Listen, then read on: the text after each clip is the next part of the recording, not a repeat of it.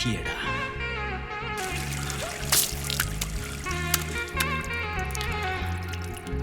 இங்க நடக்கிற எதுவும் நம்ம கையில் நடுவில். இதுலேருந்து என்ன கத்துக்கிறோன்றது மட்டும் தான் நம்ம கையில் இருக்கு. இப்போ என்ன கத்துக்கிட்டேன்? லைஃப்ல நீ ஒரு விஷயத்தை லெஃப்ட் ஹேண்ட் டீல் பண்ணா லைஃப் லெஃப்ட் ஹேண்ட் டீல் பண்ணும். Don't repeat the mistake.